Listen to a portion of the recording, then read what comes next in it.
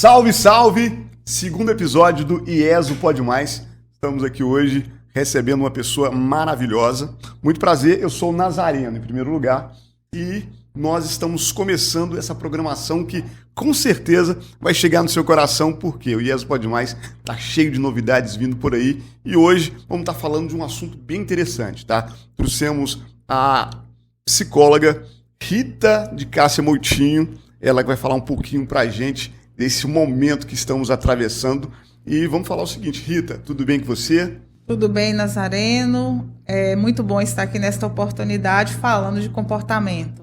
Rita, nós estamos atravessando uma epidemia silenciosa. Não sei se você sabe, a saúde mental está muito grande no país e, inclusive, maior que o número de câncer, né? Os estados na psicologia aí, eu acho que você pode falar um pouquinho mais para a gente o porquê que isso está acontecendo, Rita. Então, a saúde mental é muito importante para o ser humano e ela é importante para a vida, é importante para o conhecimento de si próprio, para as relações. E quando nós tratamos de vida e trabalho e de sonhos, né, é necessário o equilíbrio emocional para que a vida aconteça. E as pessoas estão com um problema com a autoconexão, com o autoconhecimento, com a autorregulação. E isso depende do conhecimento de si próprio. E as emoções, elas vêm antes. E depois é necessário ter a compreensão da emoção. As pessoas sabem nominar o sentimento que ela tem, a emoção que ela está sentindo? A maioria dos clientes que chegam ao consultório não sabem falar o que estão sentindo ou condensam na ansiedade, ou no medo, ou no receio. Mas as emoções básicas, elas são 5 e tem uma sexta, né? Tristeza, alegria, amor, raiva, medo e aversão ou nojo. Tem aquela roda dos sentimentos onde tem as vertentes de cada um, né? Onde você está em tristeza, pode ser uma angústia, pode ser alguma outra coisa. Essas emoções que eu disse são as básicas. As outras são derivadas destas. Mas as pessoas têm uma dificuldade de identificar, de nomear o que estão sentindo. Até as básicas elas têm. Básicas, sim. E a pergunta básica do consultório é: o que te traz aqui? O que eu posso fazer por você? O que você necessita? E eu percebo muitas vezes uma dificuldade de identificação do cliente, mas ele sabe que tem algo que não está equilibrado, que não está agradável, que tira de um conforto. Então, o papel do psicólogo hoje é auxiliar as pessoas a entenderem o que está acontecendo com elas, ajudá-las a enxergar de uma nova forma, de um novo ângulo, e elas poderem intervir na mudança de comportamento e serem produtivas, felizes, alegres, entendendo que todas essas emoções são necessárias e elas têm um lado saudável, mas quando começa a ter o exagero e a não identificação, começa a atrapalhar o que é saudável. Eu queria trazer um pouquinho para o mundo corporativo, né? Como que isso tem influenciado, as emoções têm influenciado aí no trabalho e nos resultados, para que as pessoas possam ter realmente resultado, né? Principalmente quem trabalha no ramo imobiliário, que a gente está aqui na IESO falando, na hora de fechar um negócio, tem uma influência cabal aí que pode estar atrapalhando? O mundo corporativo trabalha com metas, com objetivos, com estratégias. E as pessoas precisam entender que a relação delas com a liderança, delas com os colegas, delas com os clientes e até na vida pessoal e familiar, precisa de um equilíbrio emocional. Vão existir todas essas vertentes no relacionamento, mas uma relação de venda, ela é muito mais emocional a princípio do que racional. Então, quem lida com venda precisa entender a necessidade do cliente, precisa auxiliar o cliente a perceber que ele realmente deseja, ou definir o que ele quer, onde ele quer chegar, e muitas vezes desenvolver um fator que chama empatia. Só uma pessoa altamente equilibrada emocionalmente consegue desenvolver empatia.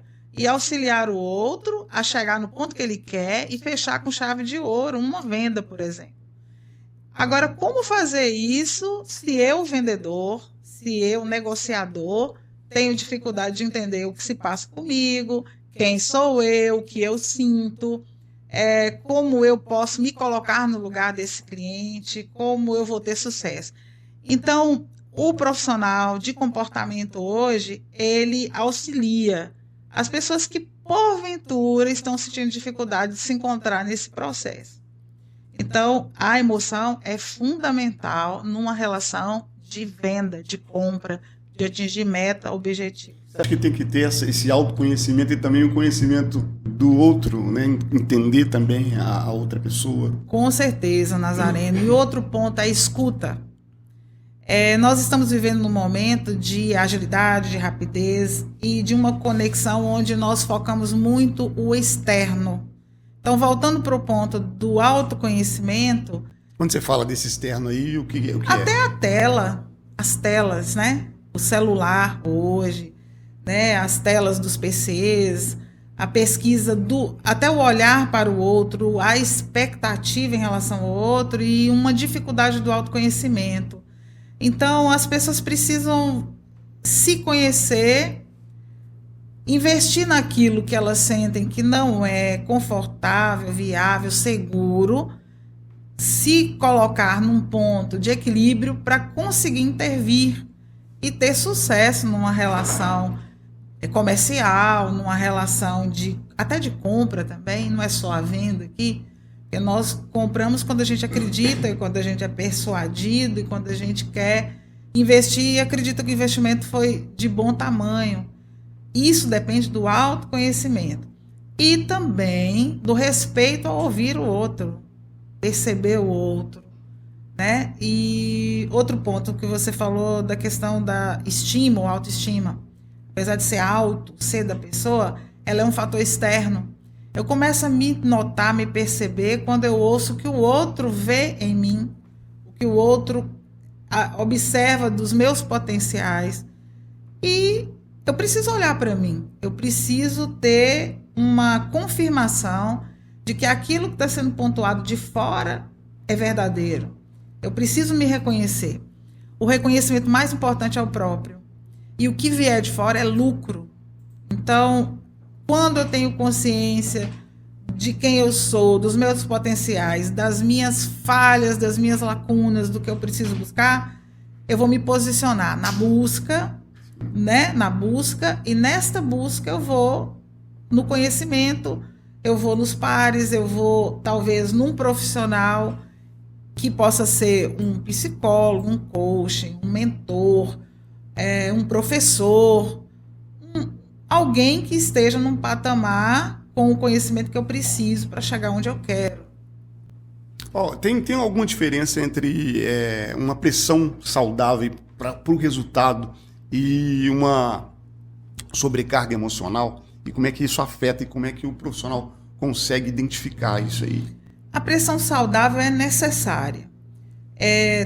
Toda equipe, toda pessoa que está num grupo de trabalho pressupõe que ela espera de um líder forte. Um líder que direciona, um líder que persuade, que incentiva, que motiva. Então, a pressão é o prazo, a forma, a estratégia, a competitividade, a meta final. Agora, tem um detalhe. Quando a pressão passa a ser negativa, quando ela incita dentro da pessoa algo pior da pessoa, o medo, a insegurança, a própria relação dela consigo própria. Agora, eu quero dizer que ainda assim, Nazareno, o reforço negativo traz resultado positivo. Porque vamos supor que um líder cobre da equipe de vendas bater metas e que não bater meta pressupõe a continuidade, talvez, naquele projeto, naquela tarefa. E, com Pode ser certeza, despedido se não bater meta? Talvez nem seja de ser despedido, mas priorizar quem está fazendo uma movimentação e tendo sucesso e o outro que tinha o desejo daquele lugar perder porque não se dedicou adequadamente, porque não planejou adequadamente. Então, a pressão, ela tem critérios, né? A pressão saudável. Agora, a que não é saudável é aquela que faz com que o indivíduo sinta pior das pessoas, que sinta que vai perder, sinta que ela pode ter o temor de perder até o trabalho, conforme o argumento do líder, né? Mas a pressão negativa não, o reforço negativo, ele faz a pessoa lutar, porque ela às vezes tem sonho, ela tem um compromisso, ela tem um boleto, uma prestação, ela tem um filho que está estudando, então ela se esforça, mas quando é que é negativo? Quando dentro dela vem o medo de perder, o medo de ser demitido, o medo de não garantir as coisas que ela poderia. Ao passo que uma pressão positiva, ela pode ser baseada em reconhecimento de potencialidade, ela pode ser baseada em um ganho, em um reconhecimento, ela pode ser baseada no alcance de um degrau a mais naquela carreira. Você acha que as metas poderiam ser um pouquinho menores, mais alcançáveis? Porque às vezes a empresa coloca metas mais altas e só quem tem bem mais capacidade que consegue atingir, né? Um critério de metas tem que ter uma estratégia. Ela não pode ser só um desejo. Ela tem que ser baseada no mercado, na economia, na possibilidade, nos pares de mesma atuação, né, nos grupos, nas associações relacionadas com aquele ramo de negócio. Você já gerenciou equipe? Sim. Não é isso? Sim. Com vários funcionários. Uhum. Qual que era a maior dificuldade deles nesse sentido aí de bater metas? Ou, quem sabe, a dificuldade até de quando alguém está longe da meta se sentir forçado a, sei lá, fica meio desesperado, alguma coisa nesse sentido tem? Eu sempre lidei com metas da seguinte forma. Pressupomos que a gente tem 30 dias para cumprir uma meta específica, contando que a gente tem um ano, também com uma meta anual. Então, nós temos metas mensais, trimestrais, semestrais e anuais. Progressivas. Então, geralmente o mês é comparado com o mesmo mês do ano anterior, porque cada mês tem um comportamento diferente, uma sazonalidade, um número de clientes diferenciado. Então, o primeiro momento é o que eu tenho para comercializar? Qual é o produto? Qual é o serviço? Essa meta precisa ser crescente e positiva. Senão eu vou ter o mesmo ganho, o mesmo desenvolvimento, eu não tenho como expandir e criar condições melhores. Então, primeira coisa, eu como líder preciso pensar nisso, os colaboradores que vão fazer a meta acontecer precisa também ter um objetivo, e aí nós vamos saber quantos clientes, qual o valor do produto ou do serviço. Eu vou pensar em ticket médio, que é a quantidade do valor de venda dividido pelo número de clientes. Então, eu vou criar indicadores. A parte mais eficaz de bater uma meta é um planejamento baseado em indicadores. Então, eu tenho um indicador de linha de base. Eu fixo como eu estou no início de um negócio, como eu estou no início de vendas. Por exemplo, no ramo imobiliário, a pessoa que vai vender, ele vai pensar no valor do imóvel, no valor dos imóveis que ele tem vendido atualmente, a quantidade de imóveis que ele tem vendido e onde ele quer chegar, onde ele pode chegar. E observar como o mercado imobiliário tem funcionado local, regional e no país. E, quiçá, mundial, conforme a atuação desse profissional. Então, pegando esses parâmetros, nós podemos fazer comparação. E a outra comparação é eu crescer em relação a mim mesma. Então, a minha meta, nós estamos aqui em outubro. A minha meta do outubro de 2025 precisa ser maior, tantos por cento, em relação a outubro do ano de 2024. Eu vou fazer uma pergunta aqui. Por exemplo, um trabalho em equipe. Aquele que está vendendo menos, tem uma sobrecarga, nesse caso aí, emocional, de que ele não está atingindo. Isso pode afetar até o rendimento dele, tipo assim, parar de vender mesmo ou desmotivar por causa dessa questão. Um dos fatores mais sabotadores da capacidade, Nazareno, é a baixa autoestima. É não começar a acreditar em si mesmo. Ou acreditar que o conteúdo, que o argumento é medíocre, que não está muito legal. Que os outros são melhores. Que os outros são melhores. Então, primeiro momento, se os outros são melhores, eu vou começar a observar quais as características que os melhores têm. O que as pessoas que têm sucesso, que eu acompanho, que eu uso como referência, fazem? Eu vou começar a estudar a estratégia. Entra aí a inteligência emocional na hora? Com certeza, porque se não tiver inteligência emocional, eu vou simplesmente ser cartesiano. Eu não consigo, eu não consegui, eu não vou ter jeito, não vai ter como, é 880. Não, eu não consegui dessa vez. Mas quem conseguiu fez o quê? Ou então, o outro fator é quando eu não consigo, eu começar a encontrar desculpas, eu começar a encontrar explicações para justificar a dificuldade. Mas eu preciso lembrar, Nazareno, assim como todos, que enquanto eu não bati metas, outras pessoas bateram no mesmo mês, com as mesmas condições, com a mesma sazonalidade, com a mesma dificuldade financeira, com a mesma situação econômica do país e do mundo. Então, nós precisamos ter cuidado com crenças e com crenças limitantes. Então, eu preciso questionar o que eu tenho acreditado, que tem impedido de conseguir o que eu quero conseguir e chegar onde eu quero chegar. Quando tem essa comparação, essa autocrítica, esse medo, o que a pessoa tem que fazer? Eu posso comparar, no sentido de verificar quem está na minha área com a minha profissão da mesma forma chegou onde, conseguiu ir até onde. Então eu posso. Aí depois eu vou perguntar por que eu não consegui, mas não usar a comparação para se denegrir, se depreciar, se achar incapaz. O incapaz não deve ficar no adjetivo negativo da incapacidade, mas preciso aprender. Preciso conhecer, preciso buscar. Então, a comparação ela é positiva quando eu percebo que se alguém chegou, eu posso.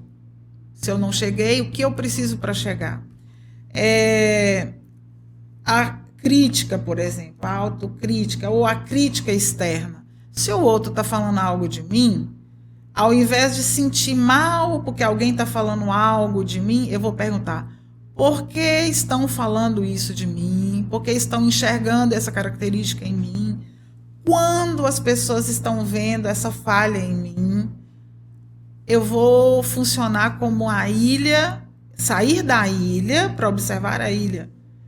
É como se eu conseguisse sair de mim, do meu foco, e observar a mim de fora.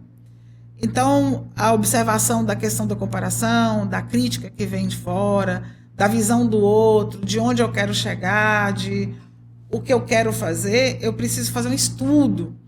E a dificuldade hoje em dia é as pessoas entenderem delas mesmas, sobre o que está acontecendo com elas. Uma pergunta que eu sempre faço no consultório, quando as pessoas chegam na frente: em que posso te ajudar? Muitas vezes eu vejo uma dificuldade da pessoa saber o que ela quer de bom. Então, um dos papéis do profissional de comportamento é auxiliar o cliente a olhar a si mesmo por outro ângulo, olhar com outras possibilidades, construir um conhecimento da identidade própria, potenciais, capacidades, os adjetivos, o que eu dou conta, o que eu fiz, onde eu cheguei, o que eu posso, e auxiliar a pessoa a tentar. Eu costumo usar uma frase que quando as pessoas não tentam, elas têm medo de ser felizes. Porque não tem como aprender se não fizer a tentativa, e tentativa e erro. Muitas pessoas foram bem-sucedidas nas criações porque elas tentaram inúmeras vezes. E o medo do rótulo, o medo do fracasso, do erro, do prejuízo, que faz parte de um processo produtivo, criativo, não pode ser um empecilho. Você tocou num ponto muito interessante aí, que é a questão do tentar. Muitas vezes as pessoas, elas tentam, aí quando não dá certo a primeira vez, elas desistem. E aí vai se acumulando derrotas no dia a dia, onde elas não conseguem e acaba entrando num estado de depressão e até perca de propósito, né? Como eu citei aqui, é preciso um planejamento, é preciso estudar o porquê não deu certo. E nós conseguimos encontrar a solução dos problemas sempre nos problemas. Certa vez alguém chegou no consultório e disse, eu perguntei, em que posso te ajudar? A pessoa disse, Rita, estou muito cansada. Estou cansada, eu não aguento mais, eu vou me separar. Aí eu perguntei, qual é o seu problema? Ela disse, eu estou cansada. Aí eu perguntei, o que é um problema? Problema é aquilo que não tem jeito. Eu falei, não. Problema no dicionário dentre outras explicações, é tudo aquilo que tem solução. Então, é um conceito de esperança. Aí ela olhou, como tem solução se eu não consigo achar? Então, na verdade, eu expliquei. A solução dos problemas estão nos problemas. Ela falou, como assim? E se não tiver jeito? Se não tiver jeito, não é problema. Porque o conceito de problema é tudo aquilo que tem solução. Então, voltando à pergunta, qual é o seu problema? Ela disse, eu estou cansada. Então eu perguntei, qual a solução de cansaço? Aí ela respondeu, descanso. Só que ela chegou no consultório dizendo que a solução era separação. Então a maioria de nós temos um problema e dizemos que a solução do problema é uma coisa que não tem a ver com o problema. Então, todo problema tem solução e a solução do problema está nele. Isso então já faz parte daquela identificação da emoção, do sentimento também, né? Também. A pessoa não sabe o que ela está sentindo. Isso. E aí ela confunde o sentimento e acaba agindo diferente, seria isso? Exatamente. Então, eu preciso saber qual é o sentimento que eu tenho. Os sentimentos são naturais, Nazareno. Todo mundo que é humano vai sentir em algum momento raiva, em outro momento tristeza, em outro momento alegria, em outro momento amor, em outro momento aversão ou nojo, né? Então, é natural. Agora, eu preciso saber por que eu estou sentindo. E a decisão desse tempo de sentir isso vai ser minha também quando eu tomar consciência do porquê eu tenho tido esses sentimentos. E aí vem a inteligência emocional, autorregulação desses sentimentos, dessas emoções. E a emoção vem antes de eu entender o que é o comportamento gerador. Tá? A emoção é expressão. É quando eu expresso tristeza. Eu estou triste. Por quê? Eu vou entender o comportamento. Eu expresso amor, eu expresso alegria, eu expresso aversão, eu expresso medo. E um outro ponto muito importante que atrapalha hoje as relações de trabalho é a ansiedade. A ansiedade, Nazareno, ela é derivada de medo. Ansiedade, não existe lá uma emoção chamada ansiedade. Na verdade, ela é o medo, né? É o medo. E medo, às vezes, de alguma coisa que não existe, não é isso? Que não existe ou de não dar certo. Mas como eu vou saber se dá certo se eu não fizer, se eu não tentar, se eu não arriscar? Então, a ansiedade é querer que um futuro aconteça antes do tempo para eu me certificar que ele deu certo. E, ao mesmo tempo, eu tenho medo dele dar certo. E muitas vezes eu não faço, porque eu tenho medo de não dar certo. Então, as pessoas precisam, ao longo do tempo, e aprender desde cedo, a administrar. E aí, o outro ponto é que muitos adultos continuam com uma criança medrosa dentro de si. Então, esse adulto precisa dar a mão, dar o colo, dar o apoio, o amparo a essa criança interior que tem medo de fazer as coisas, de realizar os propósitos, de arriscar, de tentar, de realizar.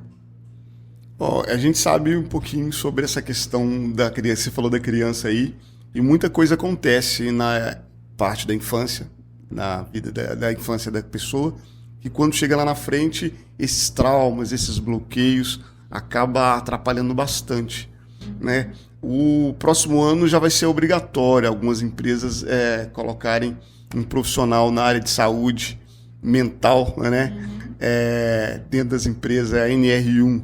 Você acha que esses bloqueios que têm atrapalhado no trabalho de algumas pessoas que tiveram lá na infância esses problemas, pode ser resolvido, pode ser ajudado com essa... Ou simplesmente a NR1 agora que vai vir, ela vai ser só para remediar?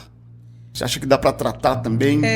A iniciativa é muito boa quando alguém pensa em atuar diante das pessoas para cuidar do comportamento, do sentimento, da autocompreensão. A iniciativa de estudar o comportamento deveria ser individual, mas as empresas trazendo essa proposta, elas vão evitar talvez absenteísmos, né? Muitas licenças, muitos afastamentos que afetam diretamente a produtividade da empresa, afetam o ser humano como um todo, no contexto da capacidade. E o psicólogo ou o profissional do comportamento, estando dentro das empresas, eles podem atuar de uma forma preventiva e fazendo um ambiente mais agradável, um ambiente saudável. Mas você acha que dá para identificar alguma coisa que já está na pessoa já há algum tempo para poder ajudar ela a expandir mais no trabalho? Desenvolvendo um processo psicoterápico, conforme as abordagens todas que a psicologia oferece, tem como. Agora, o primeiro movimento é quando o cliente quer, quando ele busca interessar para entender o que está se passando. Porque no processo psicoterápico, Nazareno, a gente descobre também que há algumas sabotagens, principalmente quando o cliente está perto de descobrir e se livrar do fato gerador do trauma, gerador da alimentação. E na psicologia costuma muito usar um termo de ganho secundário. O que seria o ganho secundário? A pessoa poderia dizer assim, como eu tenho ganho secundário com algo que me faz sofrer, com algo que me faz sentir mal, sentir inseguro, sentir medo, sentir depressão. Muitas vezes, quando nós nos fragilizamos, a gente tem a atenção do outro. E é de uma forma inconsciente. Então, quando eu tenho uma limitação, uma fragilidade, eu tenho os meus queridos, os meus atenciosos de relacionamento, cuidando de mim, perguntando sempre como você está, o que está acontecendo, você melhorou, você está bem. Então, é uma forma de atenção.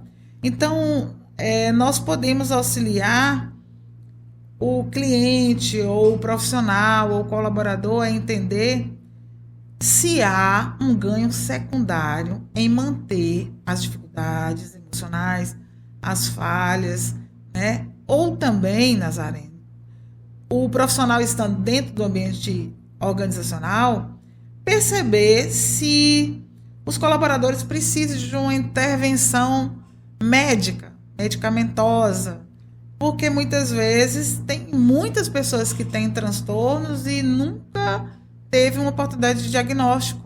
A empresa tem que promover esse espaço, então, para que possa ter essa análise, então. Exatamente. E tem transtornos que só vão estabilizar com medicamento. Tem transtornos que são atualizáveis com a psicoterapia, mas outros só de forma medicamentosa. Então, um profissional de comportamento, ou até o profissional médico, ele pode perceber se esse colaborador tem uma necessidade de uma intervenção para estabilizar o humor, para estabilizar a condição de sofrimento mental.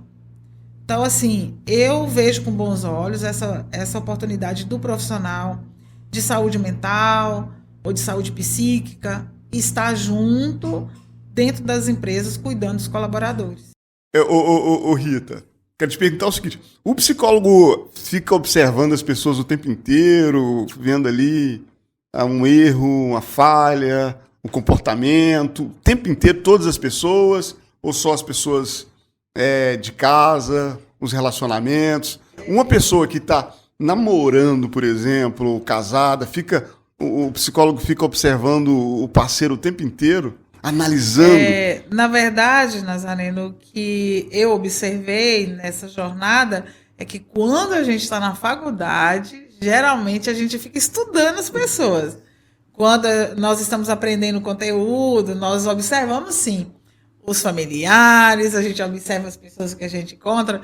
E tem um outro detalhe, a gente começa a pensar que a gente tem todos os transtornos. Nossa, eu tenho isso, eu tenho esses sintomas. Será que eu tenho isso? Será que eu tenho esse transtorno? Né? Então, quando a gente estuda psicopatologia, que a gente começa a ler os sintomas dos transtornos de humor, os transtornos de personalidade, a gente começa a ficar se questionando se tem. E lá na faculdade, nós exercemos um treino de observar as pessoas e o mundo, e fazer a leitura das pessoas e do mundo, e fazer a própria leitura nossa. É um exercício. É muito maior do que depois que a gente se forma. Agora, o que acontece é que quando as pessoas sabem que a gente é psicólogo, elas costumam querer que a gente faça análises dela em todos os lugares. Aí você sai com a pessoa, sabe que você é psicólogo, aí às vezes tem sempre um ou outro que fica perguntando como se tivesse uma consulta ali, naqueles ambientes sociais. Na verdade, as pessoas te cobram de estar analisando elas o tempo inteiro. Outro detalhe é que algumas pessoas têm um certo receio de estar sendo analisado o tempo todo. E não é assim. O profissional, ele não fica analisando o tempo todo, ele não fica pensando o tempo todo. Mas sempre tem uma opinião, né? Como? Sempre tem uma opinião, né? Então, eu hoje em dia já não penso assim mais, eu não vejo assim. Eu sinto mais que era do tempo acadêmico. Né? E agora, eu vejo uma evitação do profissional de ficar falando sobre comportamento, ou rotulando, ou diagnosticando, digamos. Eu vejo uma certa evitação dos profissionais. Mas o senso comum, as outras pessoas pensam que por ser psicólogo que está desnudando, que está entrando dentro do interior do outro e percebendo quem ele é. As pessoas têm sempre uma sensação de estar sendo desvendadas quando eles sabem que a pessoa tem uma formação em psicologia. Então, eu ainda estudo um pouquinho isso aí. Quando eu olho as pessoas, eu fico analisando, né? Porque eu gosto de estudar o temperamento. Então, eu fico ali. Aquele ali é colérico, é fleumático, é melancólico. E você pode perceber que na sua formação terapêutica, isso aconteceu no momento do estudo. Porque você está querendo testar sua capacidade de identificar. Agora, daí um tempo, e eu acredito que agora já está sendo assim, quando você percebe o perfil, você já sabe como agir com a pessoa. O que nos auxilia a entender o comportamento humano? Antes, quando não entendemos do comportamento, nós temos uma tendência a irritar muito mais. Quando a gente conhece o comportamento, mesmo sendo algo que a gente goste ou sinta bem, nós compreendemos mais. E aprendemos a lidar melhor. Então, isso é por qualquer situação de aprendizado. Quando não conhecemos, nós sofremos mais. Quando conhecemos e sabemos, nós lidamos melhor. É o autoconhecimento e o conhecimento do outro também, né? Acaba te protegendo bastante e protegendo o outro também. Isso que eu queria esclarecer, pelo menos da minha experiência, é isso. No período de estudo, eu analisava mais, observava mais, questionava mais. Hoje é muito mais tranquilo e eu evito mais estar nesse papel de psicólogo o tempo inteiro. Você falou que psicólogo não é para doido, né? Sim. Mas me explica aí. Eu sei que muita gente quer saber, gosta de saber essa diferença entre o psicólogo, o psicanalista e o psiquiatra. Qual que é a diferença aí? Na verdade, essa questão doido, louco, é uma expressão do senso comum. Porque, na verdade, quando se estuda, a gente percebe que as pessoas têm transtornos. transtornos de personalidade, transtornos de humor. Então, transtorno é quando tem um desequilíbrio e pode vir a ter o equilíbrio ou a estabilização. O psicólogo é um profissional que faz a psicoterapia, que é uma escuta sigilosa, especializada, tem um tempo de duração de entre 50 a 60 minutos por sessão.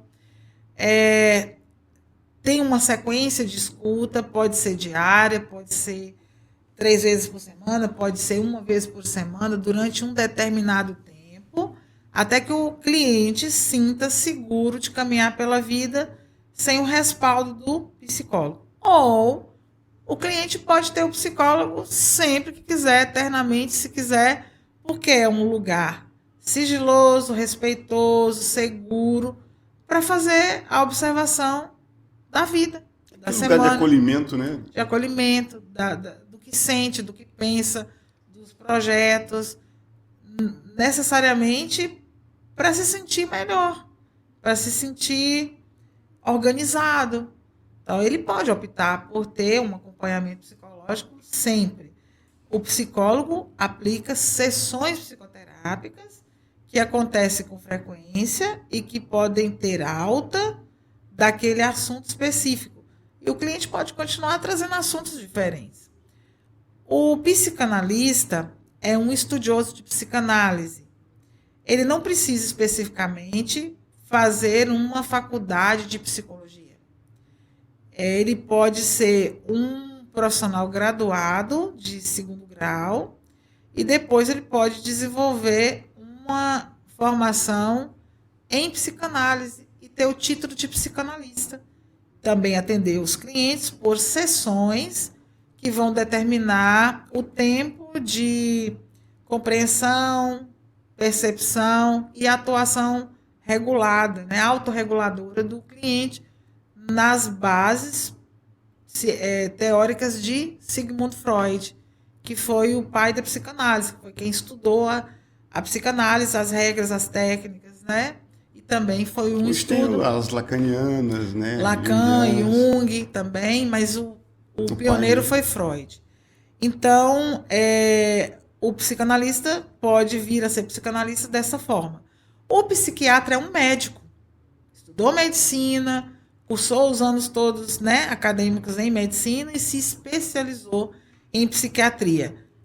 A diferença, o psiquiatra pode prescrever, além de ter o conhecimento da medicina, o conhecimento de um contexto total, orgânico, de saúde, pedir exames, analisar exames, fazer prescrição médica para o paciente estabilizar os transtornos.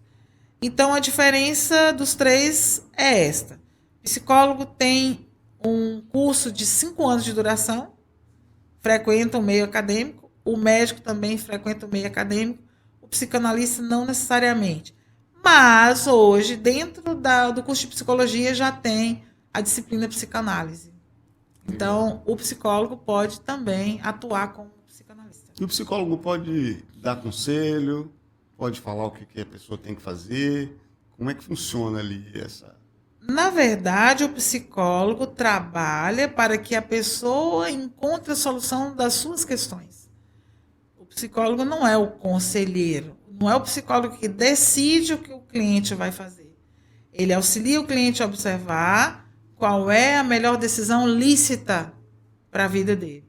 Porque se for ilícita, o cliente vai ter consequências. Mas a decisão é do cliente, na ótica psicoterápica e na decisão após a visão da situação por outro ângulo. E a solução das questões psicoterápicas vem através da consciência.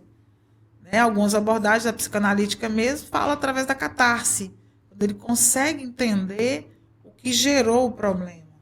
E as outras abordagens através da consciência da situação.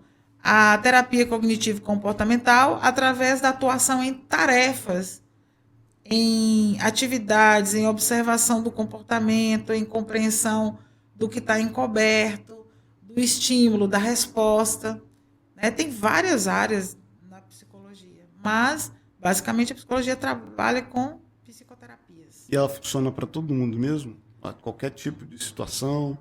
Na verdade, o Qualquer psicólogo é transtorno? treinado para lidar com a captação dos sintomas, mas tem transtornos, né, que é difícil a intervenção psicoterápica, porque tem sintomas delirantes e alucinatórios. E muitas Esquizofrenia, vezes, por exemplo, né? esquizofrenia, por exemplo, muitas vezes o cliente ele não acredita no psicólogo ou em alguém que não seja talvez ele ou o que o pensamento dele diga. Então, às vezes, a psicoterapia pode não ser eficaz porque o cliente não absorve, ele não interage, ele não acredita. Se ele tiver medicado, ele já facilita, no Alguns, caso? conforme o nível, o grau do transtorno, dão conta de falar do sofrimento. Aí o psicólogo trabalha a questão do sofrimento nas relações, no comportamento, com os sintomas. Então, o psicólogo pode atuar. Em falando de transtorno, aí, quais são os mais difíceis de ser tratado? Na verdade, eu não posso dizer mais difíceis, mas cada um tem uma particularidade, né? A esquizofrenia, por exemplo, por ter um sintoma alucinatório e delirante, o cliente tem uma dificuldade maior em diferenciar a realidade do que é criado ou do que é percebido, do que é alucinação ou delírio.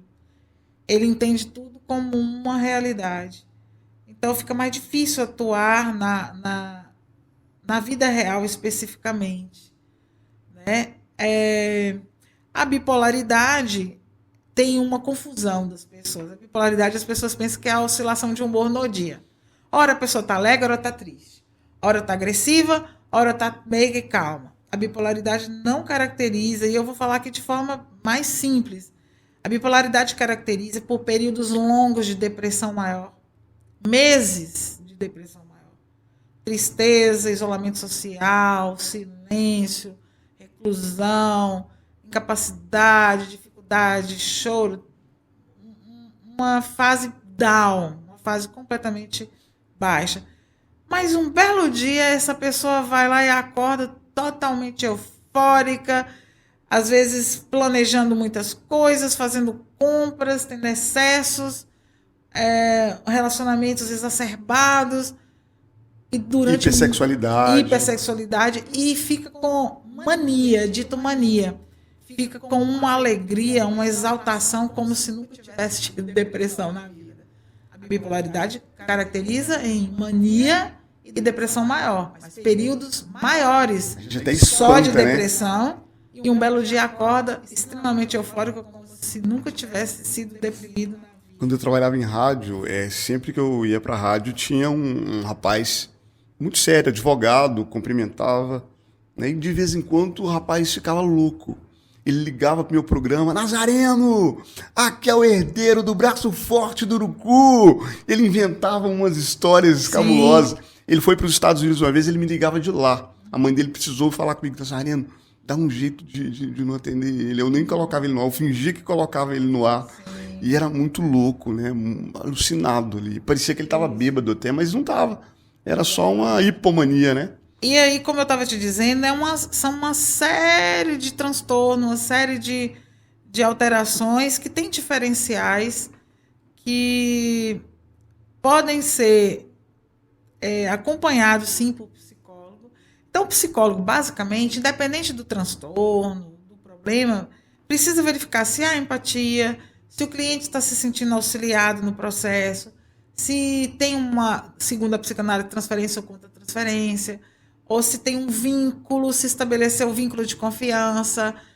A psicanálise também fala do sujeito do suposto saber, né?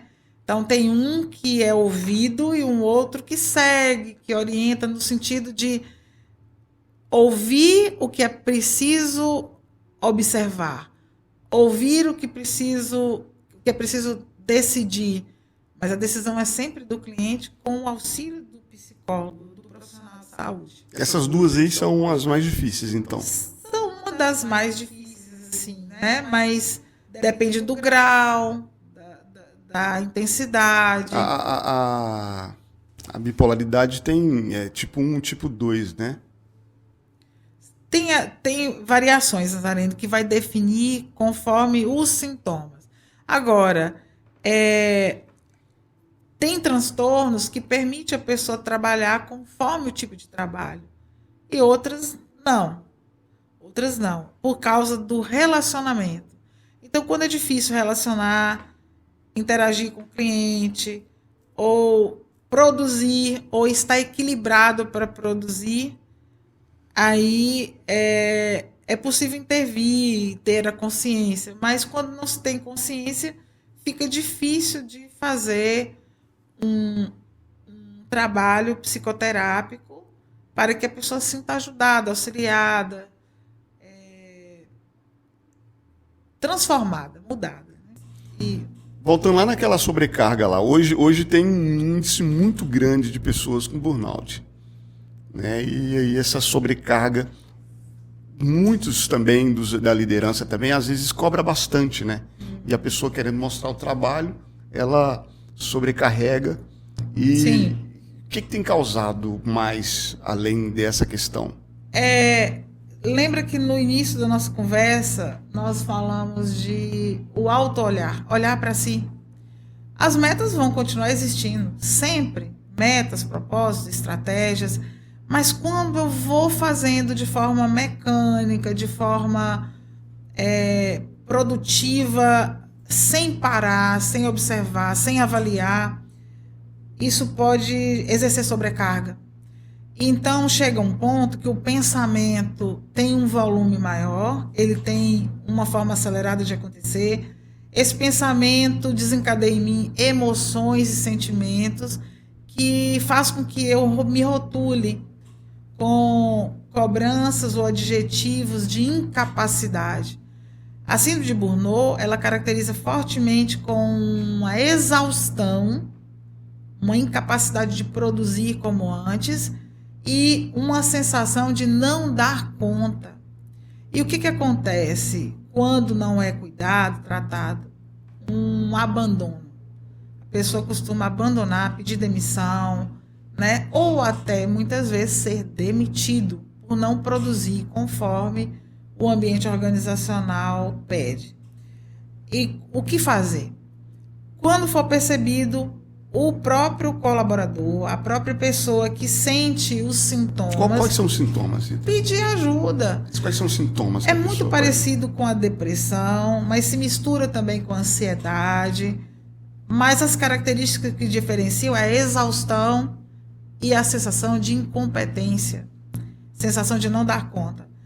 Aí tem isolamento social, choro frequente, dificuldade em fazer rotinas simples do dia a dia, um problema de cognição e memória, né? As pessoas geralmente que se acometem de burnout, elas têm um volume muito grande de informações e de respostas periódicas, numéricas ou de alcance de metas, de estratégias, de números, de sucessos que são esperados dela. Então, ela se exige mais, no caso. Isso, se exige. E nós temos que ter um cuidado. É claro que as empresas vêm para crescer, ter resultados positivos e crescentes.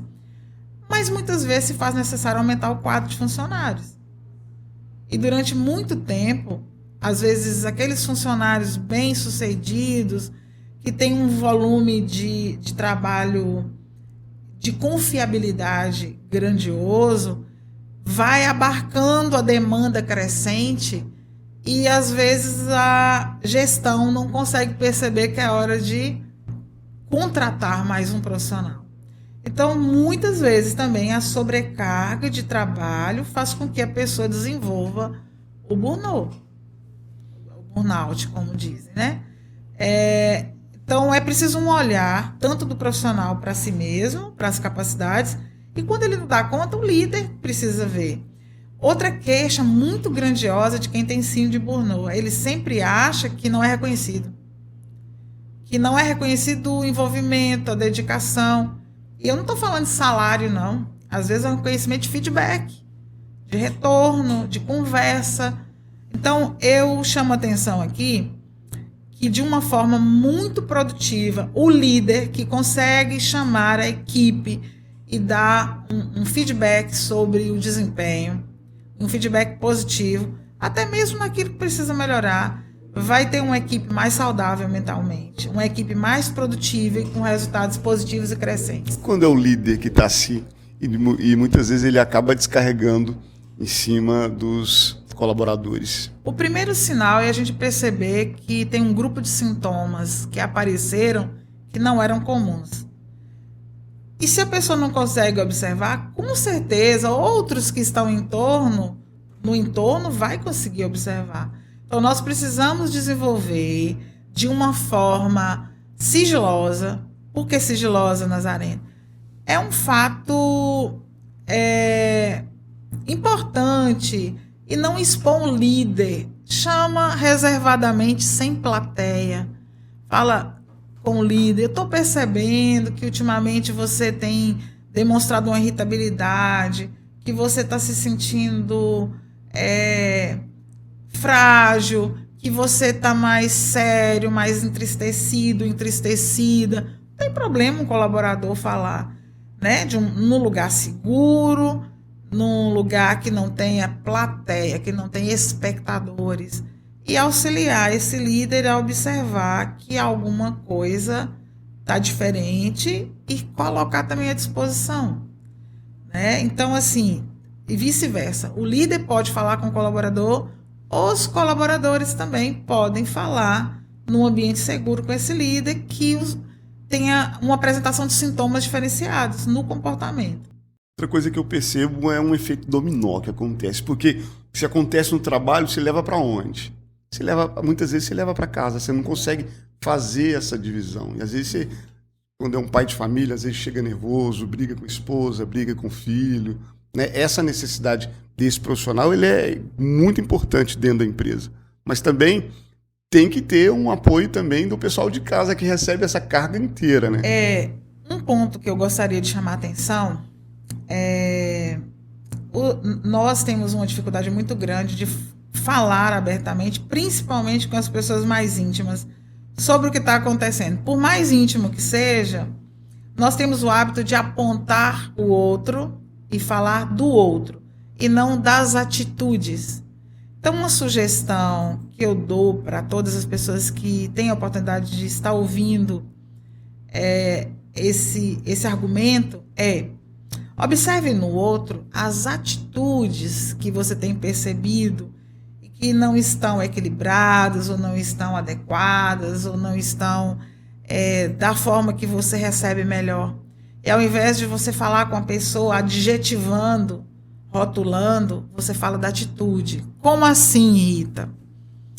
Vamos supor que esse profissional chega em casa, agressivo, e começa a gritar, simplesmente quando ele é perguntado.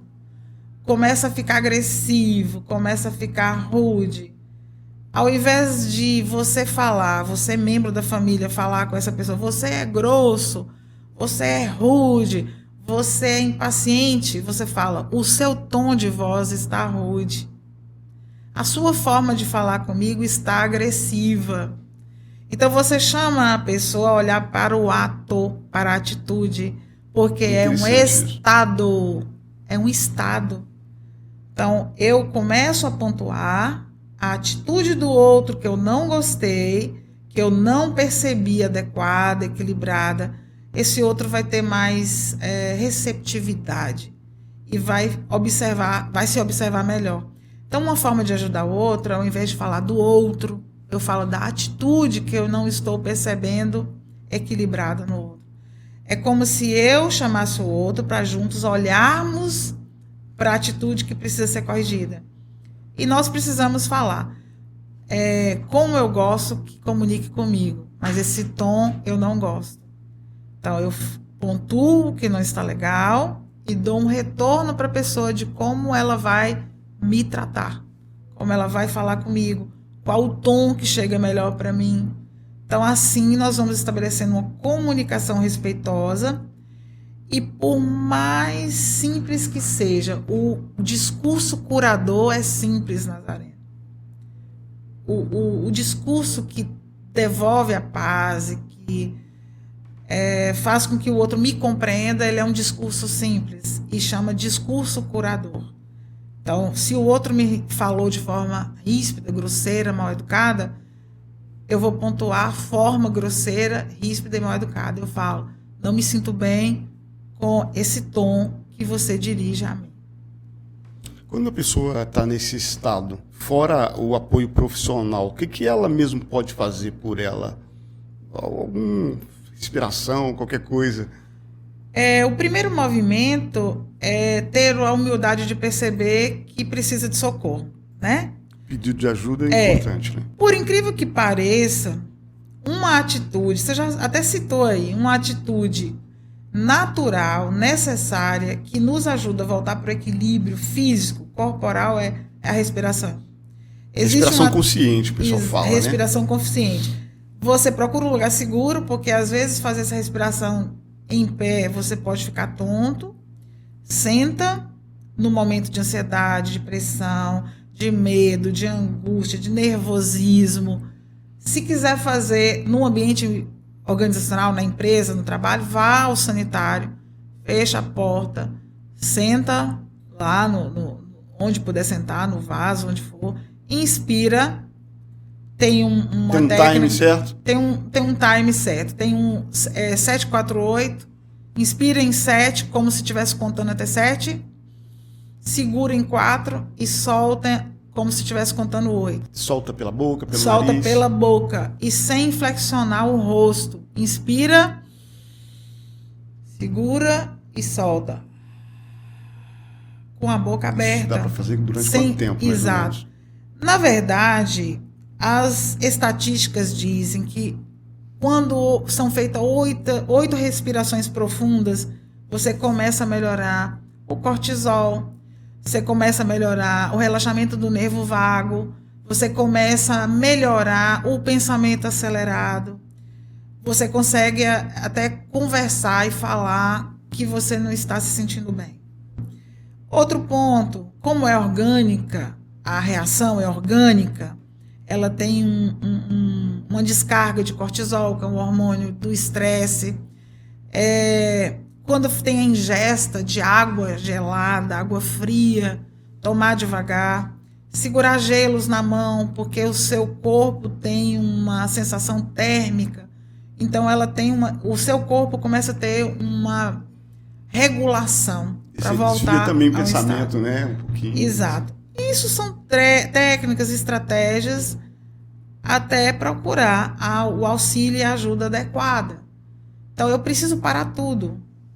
Afasto da situação de tensão, da situação de pressão, respiro, crio pequenas ilhas de prazer no meu ambiente de trabalho.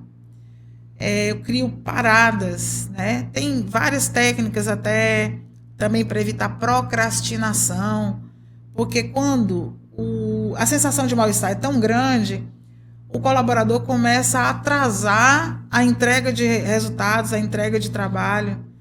Então, a gente começa a fazer um cálculo de tempos de trabalho, de 20 em 20 minutos. Eu tenho um celular, ou um relógio, ou um cronômetro, eu coloco 20 minutos para pensar numa estratégia. Ele vai despertar, vai apitar, vai falar, meu tempo terminou. Relaxa um pouco. Com o passar do tempo, essa técnica de planejamento vai te mostrando que você vai tendo capacidade de ser resolutivo em pequenas doses. Você mesmo começa a criar um aumento do tempo. E com o passar do tempo, você percebe que você tem dado conta de realizar suas tarefas, seus planejamentos, suas estratégias. O que eu quero deixar aqui é que tem jeito, tem solução. As pessoas precisam acordar para as questões de desequilíbrio que estão impedindo elas de estar onde querem, de conseguir o que querem, de ter o resultado de metas, de números financeiros que elas precisam, que elas querem, quando elas decidirem fazer um planejamento próprio, né, pessoal. Queria falar um pouquinho das suas ferramentas de trabalho, né? Parece que você trabalha com barra de Axis, com constelação familiar. Fala um pouquinho sobre isso. A minha formação é em psicologia primeiro, né? Eu tenho a formação desde 2006 e depois que se passaram alguns anos, mais ou menos em 2012, eu tive contato com a constelação familiar sistêmica, que é uma técnica dita pseudocientífica. Por quê? É uma técnica estudada por Bert Hellinger, que era um psicopedagogo, um filósofo. Assim como Freud, Bert Hellinger fez essa técnica fora do berço acadêmico. Então, uma técnica que ele criou. Mas essa técnica tem ela dá uma possibilidade de perceber alguns comportamentos, alguns posicionamentos. E segundo esse... Quando se fala familiar, é só com a família? Como é que é? É porque se entende como grupo, né? Familiar grupo. No ambiente... Não precisa ser especificamente família, parentesco, não. É uma nomenclatura, mas não necessariamente no ambiente só da família nuclear. Uma empresa é como uma família, comparativamente dizendo. Dá para fazer na empresa? Dá para fazer na empresa, dá para fazer a constelação organizacional, dá para fazer em grupo de amigos, qualquer conexão que a pessoa esteja ligada, a técnica de constelação familiar pode ser aplicada. Então, o criador da técnica diz que tem 3 pilares. Quando o posicionamento ou quando a não obediência dessas 3 leis estão acontecendo, gera sofrimento nas relações do ser humano. Uma delas é a lei da hierarquia, a outra é a lei do pertencimento e a outra a lei do equilíbrio entre o dar e receber. Então, como é que descobrimos? Com o discurso, na hora de executar a dinâmica da técnica da constelação. Então, eu sugiro que as pessoas possam se dar a oportunidade de experimentar uma sessão de constelação familiar sistêmica e perceber a fenomenologia. Parece um negócio sobrenatural. Já tive a oportunidade de participar de algumas constelações e parece algo sobrenatural, né? Só que a constelação, ela é fenomenológica. Assim como vários pensadores estudiosos da psicologia estudaram e desenvolveram técnicas fenomenológicas.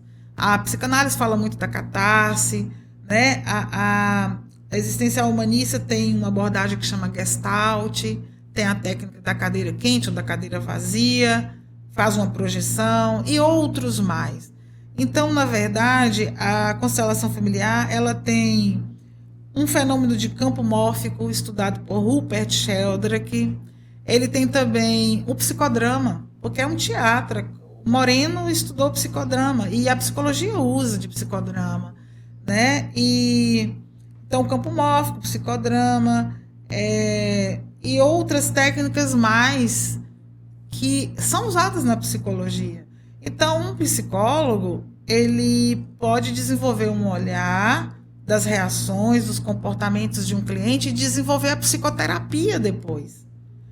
Então, ele pode observar, embora assim, o conselho de psicologia, ele não recebe a constelação familiar sistêmica como algo científico, algo comprovado. É como uma técnica que o facilitador, o constelador pode fazer. Mas como a psicanálise também. Né? Exato. É como eu disse, Bert Hellinger descobriu a técnica num berço não acadêmico, assim como Freud, e demorou muito tempo para a psicanálise vir a ser uma cadeira, né, nas universidades, e hoje a psicanálise já é uma disciplina estudada no curso de psicologia. E a barra de Axis é uma outra técnica também, descoberta por um psicólogo, Gary Douglas e o Dan Heer, na década de 80, que fala de um posicionamento de 32 pontos no cérebro que estão relacionados com a localização de algumas memórias. Então, quando essas partes são tocadas, o indivíduo começa a ter uma resposta a esse estímulo. desses pontos que são tocados.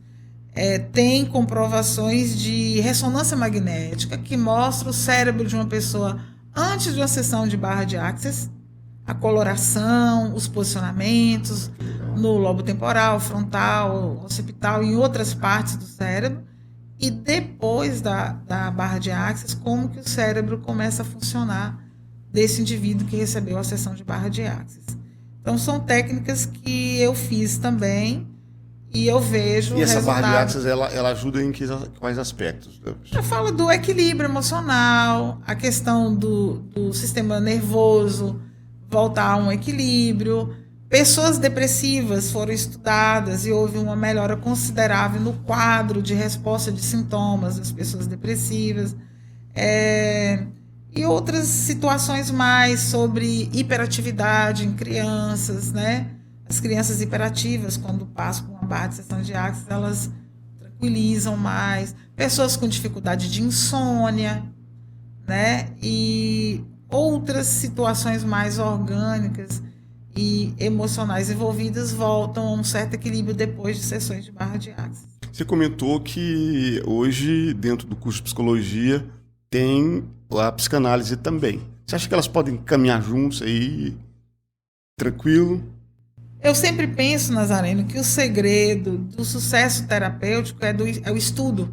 Então, as pessoas estudam, né, seja terapeutas ou psicólogos de formação, sendo responsável com o estudo, com o ser humano que está em sua frente, devidamente regulamentado, tem seu valor, tem sua aplicabilidade. E o mundo está sedento de pessoas estudiosas de comportamento para auxiliar esse volume, essa pressão, esse volume de informações que chega e que tem acelerado o pensamento das pessoas. Então, a reflexão de hoje que eu trago é que nós possamos nos observar com mais cuidado, com mais atenção, com mais dedicação. E muitas vezes os seres humanos estão esperando isso do outro primeiro. Primeiro eu olho para mim, eu observo a mim, eu cuido de mim. O outro pode cuidar, observar e fazer tudo mais. E isso será lucro. Mas primeiro, como adulta, como responsável por mim mesma, e os demais precisam fazer esse movimento. E o que vier de fora vai ser lucro.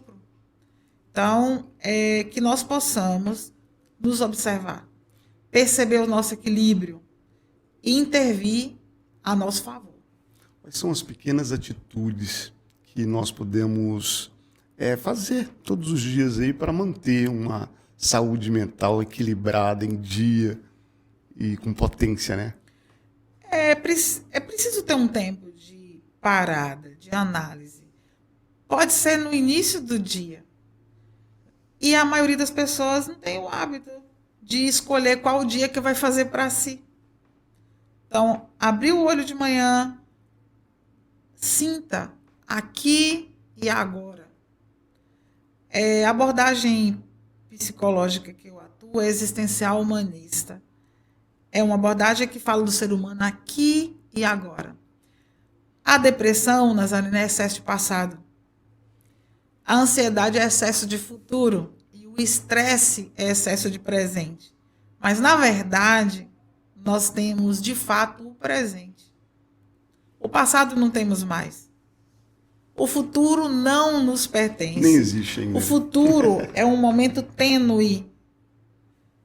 É um momento tênue a cada. E nós esquecemos de viver o presente, de sentir o presente, de perceber como eu estou agora no presente. As pessoas que estão próximas de mim no presente. O que eu estou realizando no presente, que é hoje, é agora. Então, primeiro, que dia eu quero fazer para mim? Quando eu abrir o olho amanhã cedo. Que pensamentos eu quero buscar para mim? Que sentimentos eu quero desenvolver em mim? O que foi bom? O que não foi bom? Onde eu quero chegar, para onde eu vou, para não ter a síndrome de Alice no País das Maravilhas. Quem não sabe onde quer chegar, quem não sabe para onde vai, qualquer caminho serve e fica perdido no meio do caminho. Então, precisamos perceber se nós estamos sabendo o que queremos, para onde vamos, o que vamos construir e o que precisamos fazer para isso. Você teria a respiração, desculpa. A respiração seria das principais ferramentas para você vir para o presente, estar no presente, ou tem algum outro tipo de ferramenta que você poderia estar indicando para as pessoas que ou ficam muito no passado ou vão muito para o futuro nesse estágio de depressão e ansiedade? Na verdade, é muito mais amplo do que isso. A questão da depressão traz os fatos que aconteceram relacionados com perdas. E é recorrente, e é muito forte. E brigar com o pensamento é muito complicado. O pensamento precisa ser acolhido, percebido, respeitado. Mas tem um tempo que começa a desencadear respostas fisiológicas. Então, os transmissores, os neurotransmissores e os receptores precisam de equilíbrio medicamentoso, equilíbrio fármaco. Então, muita gente vai fazer esse movimento e já passou da possibilidade de que só o ato de respirar e manter no aqui e agora não parece suficiente. Mas, digamos, normalmente, para um ser humano diariamente normal que eu quero dizer assim, que não está sentindo sintomas tão exigentes, tão cobradores, respirar é estar no aqui e agora. Por quê? O movimento de inspirar e de expirar faz com que eu ocupe os 2 hemisférios cerebrais, Nazareno. E quando eu ocupo os 2 hemisférios, não cabe pensamento.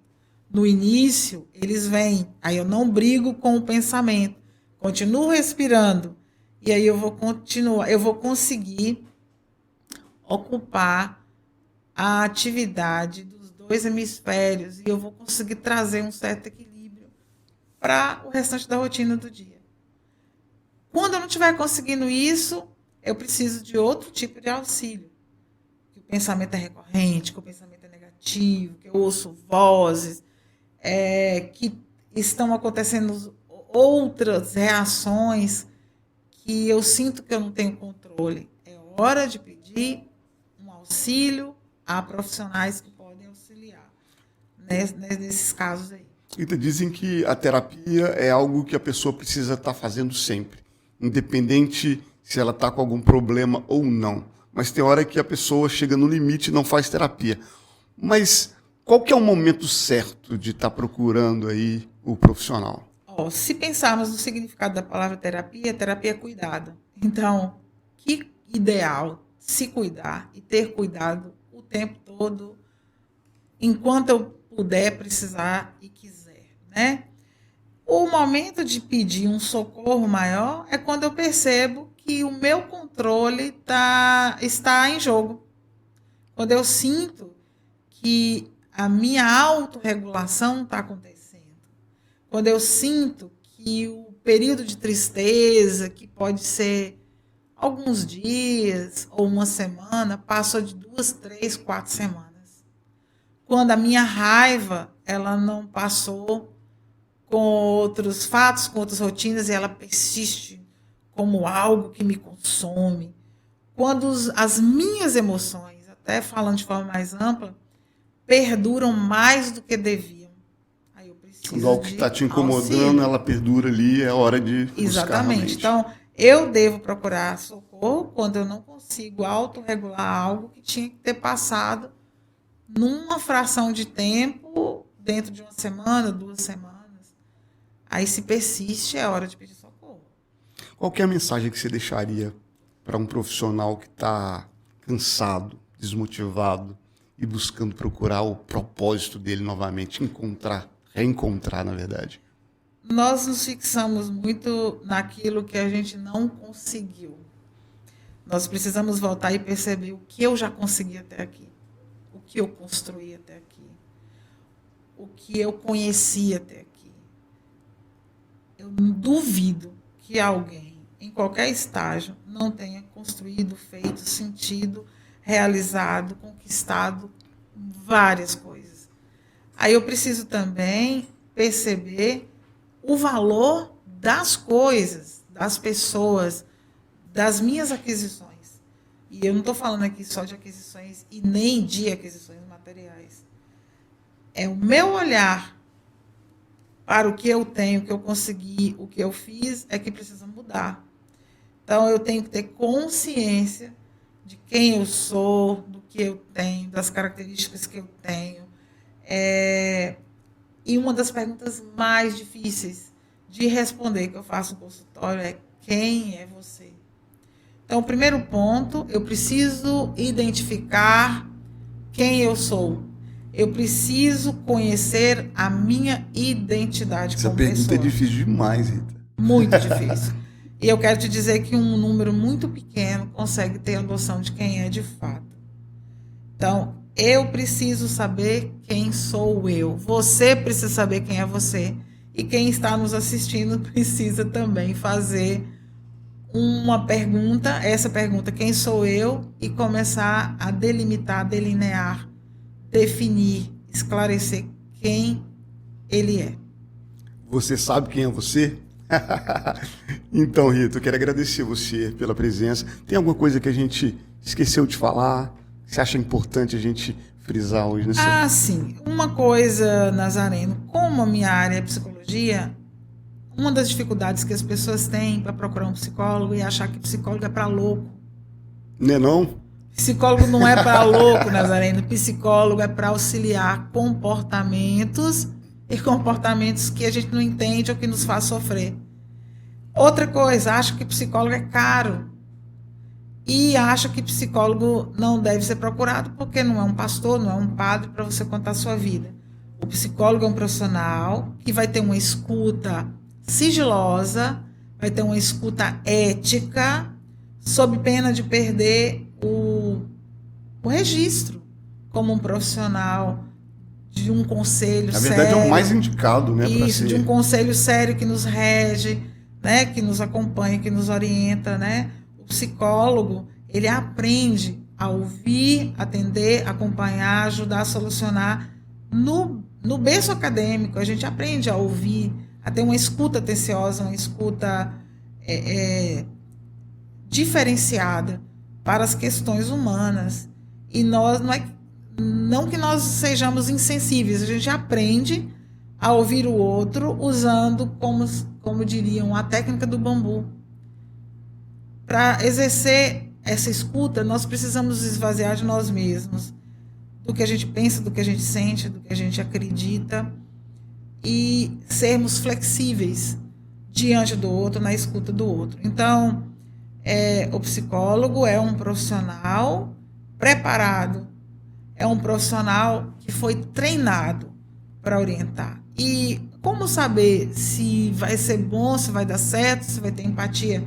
Faça experiência, faça uma sessão somente com o psicólogo, verifique se tem empatia, verifique se tem, segundo a psicanálise, transferência, contra-transferência, verifique se você se sente seguro e faça o seu processo de se conhecer, de entender quem é você, de atuar para um comportamento melhor.